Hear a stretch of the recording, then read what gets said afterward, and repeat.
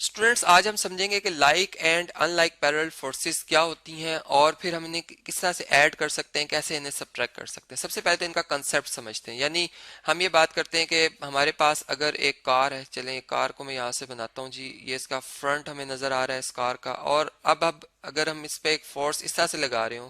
कि दो पर्सन इसको आगे से अगर धकेल रहे हैं, ठीक है, आगे से इसे अगर धकेल रहे हैं,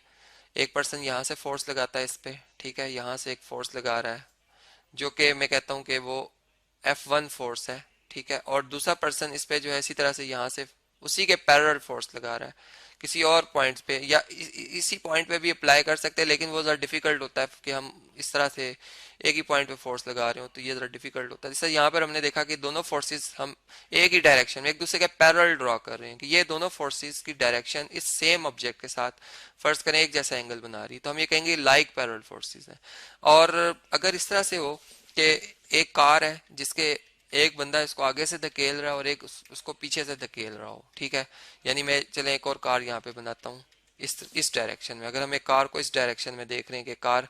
हमें ऐसे नज़र आ रही है कि ये इस डायरेक्शन में है, ठीक है, ऐसे है। यहाँ पर ये इसके व्हील्स हैं जी, ये अब इस तरह से है कि बल्कि इसको इसके व्हील्स को प्रॉपर बनाते हैं। यहाँ पर थोड़ा सा ड्रॉ करना मुश्किल हो रहा है, ये आप देख सकते हैं। अब इस तरह से कि अगर एक पर्सन यहाँ से एक फोर्स लगाता है इस पे F1 फोर्स, ठीक है, जिसकी डायरेक्शन आप देख सकते हैं और मैग्नीट्यूड देख सकते हैं कि वो कितनी है और डायरेक्शन इसकी लेफ्ट साइड पर है, ठीक है। और इधर से एक पर्सन इस पे बिल्कुल इस यानी अगर ये फोर्स जो है F1 वाली फोर्स जो है अगर इस ऑब्जेक्ट के साथ इस गाड़ी के साथ फर्ज करें 90 का एंगल बना रही है, तो ये फोर्स भी इस गाड़ी के साथ जो है F2 90 का ही एंगल बना रही हो, ठीक है, 90 डिग्री का। और फिर यानी इस तरह से भी हो सकता है कि ऐसे भी ये 90 डिग्री का एंगल बना सकती है। ये बात यहाँ पे इंपॉर्टेंट रहे कि ये एक दूसरे को इफेक्ट को कैंसिल ना करती हूँ। अब ये जो मैं अब यहाँ पे F3 फोर्स लगा रहा हूँ, अगर आप इसे देखें ये F2 फोर्स है, तो इसमें F1 और F2 तो ये हमारे पास अनलाइक पैरेलल फोर्सेज है, लेकिन जो F3 और F1 है ये पैरेलल फोर्सेज नहीं है। अगर आप देखें तो ये एक दूसरे को कैंसिल कर रही है, यानी पैरेलल जैसा लाइंस आपस में कभी मीट नहीं करती, इंटरसेक्ट नहीं करती। तो अब ये जो पैरेलल फोर्सेस होती हैं उसमें ये होता है कि अगर उनका लाइन ऑफ एक्शन सेम हो जाए तो फिर तो वो एक दूसरे के इफेक्ट को कैंसिल करती हैं। यानी अनलाइक के केस में तो कैंसिल कर देंगी, यानी रिजल्टेंट जो आएगा वो उस फोर्स की डायरेक्शन में रिजल्टेंट की डायरेक्शन की जिसकी मैग्नीट्यूड ज्यादा होगी। लेकिन जब लाइक पैरेलल फोर्सेस की बात होती है तो फिर उसमें डायरेक्शन जो कि दोनों की एक जैसी है, अब पॉइंट ऑफ एक्शन बेशक सेम हो जाए उससे कोई फर्क नहीं पड़ता। जैसे मैं बात करता हूँ कि ये फोर्स F1 है जो कि 20 न्यूटन है और ये टू वर्ड्स जो है वो राइट साइड पर है। जबकि जो एक और हमारे पास F2 फोर्स है ये है 40 न्यूटन की, जो कि हम एक कार पे फर्ज करें अप्लाई कर रहे हैं और ये भी टूवर्ड्स राइट साइड ही है, ठीक है। या मैं डिस्प्लेसमेंट ले लेता हूँ। अगर आप देखें तो डिस्प्लेसमेंट जो है हमारे पास वो भी एक क्या है जी, वो भी एक वेक्टर क्वांटिटी है। तो मैं कहता हूँ कि अगर मैं ए पोजीशन से मैंने बी पोजीशन की डायरेक्शन में 5 मीटर का फासला तय किया यानी डिस्प्लेसमेंट कवर किया, अब इसी डायरेक्शन में मैं बी से सी में आ जाता हूँ, यानी मैं अपनी डायरेक्शन जो है वो चेंज नहीं करता, मैं बी से सी पोजीशन पे आ जाता हूँ और मैं फिर 5 मीटर ही का फासला तय करता हूँ। तो मैंने ए से लेकर सी तक जो डिस्प्लेसमेंट कवर किया होगा, चूंकि ये तीनों पॉइंट्स को लीनियर है, एक ही लाइन पर लाई करते हैं, तो वो आप यहाँ से देख सकते हैं कि हेड टू टेल रूल भी यहाँ पे अप्लाई हो रहा है कि ये फर्स्ट वेक्टर की अगर आप देखें तो ये डायरेक्शन है और फिर बी से सी अगर हम आए थे तो ये, और फिर रिजल्टेंट जो है वो ए से सी बन रहा है। तो फिर ये बात हमें पता चलती है कि वाकई जो हमारे पास like parallel forces unlike parallel forces हैं वो यानी हॉरिजॉन्टल भी हो सकती है, वर्टिकल भी हो सकती है। मैं यानी यूं भी कह सकता हूँ कि ऊपर से मैंने एक ऑब्जेक्ट को नीचे फेंका, ठीक है, वो यहाँ तक आया, उसने एक डिस्प्लेसमेंट कवर किया, ठीक है, वो एक डिस्प्लेसमेंट कवर करता हुआ आया यहाँ तक, और फिर उससे आगे फिर हम उसको फर्ज करें कि फिर उसमें स्पीड से उसको फेंकते हैं, यानी कुछ ऐसा हम केस बना लेते हैं कि हम खुद इसमें इसको इसकी एक्सप्रेशन को बढ़ा रहे हैं। तो फिर आप देखेंगे तो फिर ये हमारे पास रिजल्टेंट जो होगा ये क्या आएगा, उसकी डायरेक्शन फाइनल वेक्टर की डायरेक्शन की तरफ ही होगी। यानी ये है लाइक पैरेलल फोर्सेस का सम, और जो अनलाइक पैरेलल फोर्सेस हैं उसमें ऐसा नहीं होता। यानी लाइक में तो ऐसा होगा कि जो सम हमारे पास बना है वो इनका अरिथमेटिक सम ही बन गया, यानी मैं कह सकता हूँ ये 60 न्यूटन इनकी रिजल्टेंट फोर्स होगी जो कि टूवर्ड्स जो है वो राइट साइड पर है। जैसे इधर हमें वेक्टर्स में ये जो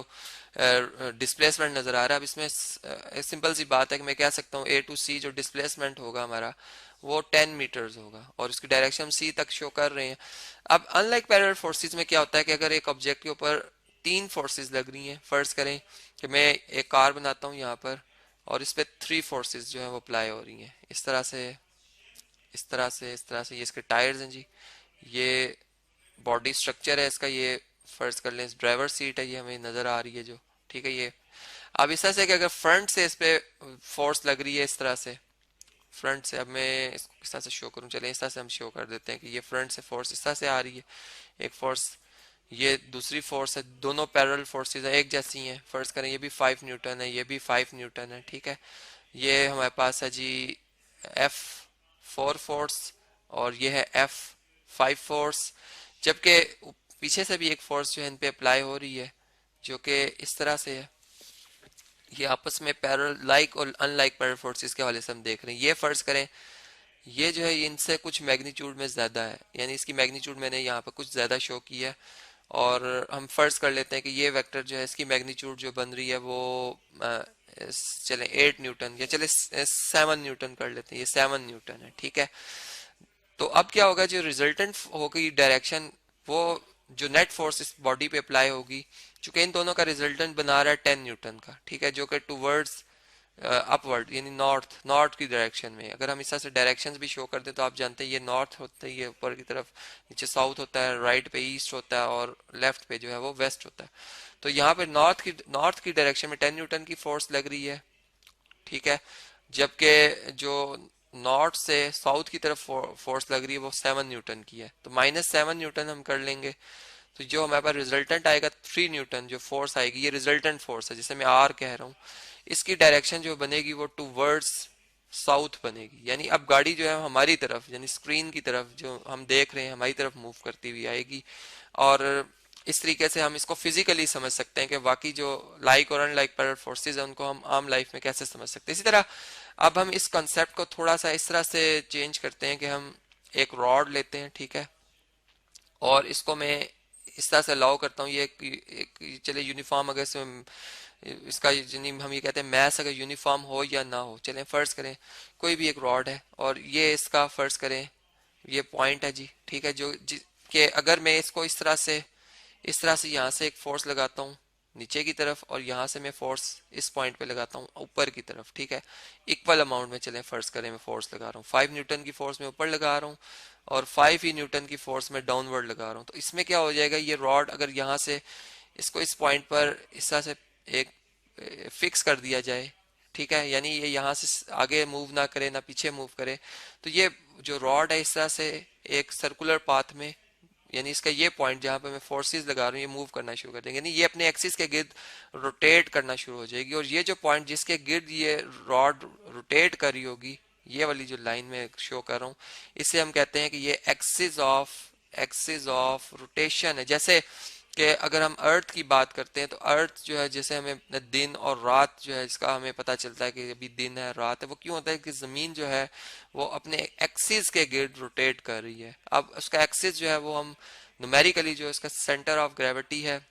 ठीक है, जहाँ पे इसका होल जो हम कह सकते हैं कि मैस एक्ट कर रहा है, जिस जहाँ पे होल वेट एक्ट कर रहा है, उस पॉइंट से अगर हम एक लाइन ड्रॉ करते हैं तो हम देखते हैं कि वाकई वो जमीन उसी पॉइंट के गिर्द जो है वो रोटेट कर रही है। तो इस तरह से हमें एक्सिस ऑफ रोटेशन का भी कंसेप्ट पता चलता है, और एक आर्म रॉड को हमने देखा कि उसका भी एक्सिस ऑफ रोटेशन, या दरवाजे में अगर हम देखें दरवाजे को अगर हम एक जगह यहाँ से फिक्स कर देते हैं, ठीक है, और इसको इस तरह से अलाउ करें कि ये गोल घूम सके, जैसे आप अक्सर बैंक्स में जाते हैं तो उसमें एक इस तरह से दो पलड़े से बने होते हैं जी, इस तरह से अगर आप देखें, या दो हम कह सकते दरवाजे से बने होते हैं जिसको एक तरफ से अगर हम इधर धक्का देते हैं तो दूसरा इस तरफ आ जाता है, यानी उसमें एक इस तरह से गोल रोटेशन प्रोड्यूस होती है। तो उसमें जो ये पाइप है जिसके गिर्द ये रोटेट कर, वो बेसिकली एक्सिस ऑफ रोटेशन हम कह सकते हैं कि वो एक इसका क्या है जी, एक्सिस ऑफ रोटेशन है। तो इस तरह से like parallel forces unlike parallel forces क्या होती है और फिर इनके इफेक्ट से क्या किस टाइप का मोशन जो है प्रोड्यूस होता है वो हमने देखा।